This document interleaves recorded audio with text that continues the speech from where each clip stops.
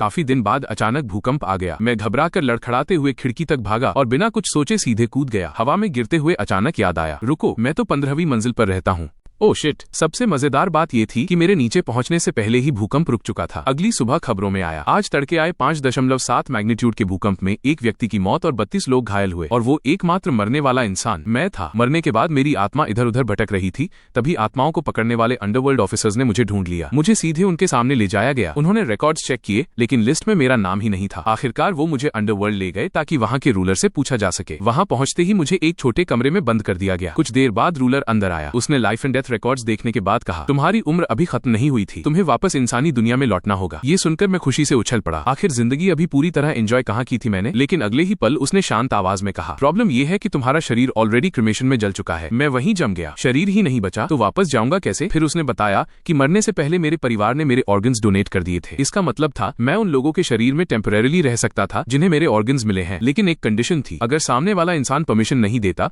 तो मैं उसके शरीर में एंटर नहीं कर सकता था। जबरदस्ती करने का भी कोई फायदा नहीं था, क्योंकि हर आत्मा का कनेक्शन सिर्फ अपने शरीर से होता है। फिर उसने मुझे एक हल्की चमक वाला जेड टोकन दिया। ये अंडरवर्ल्ड का टोकन है। इसके रहते तुम्हारी आत्मा 3 महीने तक इंसानी दुनिया में खत्म नहीं होगी। लेकिन अगर तब तक तुम वापस जिंदगी में नहीं लौटे तो 3 महीने बाद तुम्हारी आत्मा बिखरने लगेगी। फिर धीरे धीरे तुम अपनी चेतना खो दोगे और आखिर में एक भटकती ईविल स्पिरिट बन जाओगे। उसके बाद तुम्हारी आत्मा पूरी तरह खत्म कर दी जाएगी। न दोबारा जन्म मिलेगा, न दूसरा मौका। अंडरवर्ल्ड से निकलने से पहले मैंने उन 3 लोगों की डिटेल्स देखी जिसके शरीर में मैं रह सकता था। पहला अरबपति बिजनेसमैन, दूसरी एक फेडेड फिल्म एक्ट्रेस, तीसरा जन्म से अंधा छोटा लड़का। मैंने तुरंत एक्ट्रेस को लिस्ट से हटा दिया। आखिर लड़का होकर किसी महिला के शरीर में रहना ऑकवर्ड होता और बच्चे को डराने का भी मन नहीं था। इसलिए मेरा पहला टारगेट बना वो रिच बिजनेसमैन। फिर मैं वापस इंसानी दुनिया में लौटा, लेकिन यहाँ आते ही मेरे होश उड़ गए। अंडरवर्ल्ड में सिर्फ एक दिन बीता था, जबकि धरती पर पूरा 1 साल गुजर चुका था। मैं अभी ये सोच ही रहा था कि तभी एक आदमी जॉगिंग करते हुए मेरी तरफ आया। मैं इंस्टिंक्टिवली साइड हटने लगा, लेकिन वो सीधे मेरे शरीर के आर पार निकल गया। मैं शॉक में रह गया। मतलब अब मैं वॉल्स और लोगों के आर पार जा सकता हूँ। लेकिन अगले ही पल रियलिटी ने जोरदार थप्पड़ मार दिया। मैंने कॉन्फिडेंस में आकर एक स्पीडिंग कार के सामने से सड़क क्रॉस करनी चाहिए, और अगले सेकंड सीधा टक्कर खा गया। मैं हवा में ऐसे उड़ा जैसे कोई प्लास्टिक बैग हो। 3 चक्कर खाते हुए जमीन पर गिरा, लेकिन कार को जरा सा स्क्रैच तक नहीं आया। काफी एक्सपेरिमेंट्स के बाद मुझे आखिर रूल समझ आया। मैं लिविंग थिंग्स, इंसान, जानवर, पेड़ पौधों के आर पार जा सकता था, लेकिन जिन चीजों में जान नहीं थी उनसे टकराना पड़ता था। मतलब मूवीज में जो गोस्ट्स दिखाते हैं सब झूठ था। अब मुझे कैपिटल सिटी जाकर उस बिजनेसमैन को ढूंढना था, लेकिन गोस्ट होने के बावजूद मुझे नॉर्मल इंसानों की तरह ही ट्रैवल करना पड़ा, या तो पैदल या किसी व्हीकल से। काफी मुश्किलों के बाद मैं उसके घर पहुंचा, लेकिन वहां पहुंचकर फिर प्रॉब्लम खड़ी हो गई। मैं अंदर ही नहीं जा पा रहा था। आखिर मुझे गेट के बाहर बैठकर उसके लौटने का इंतजार करना पड़ा। उसका नाम था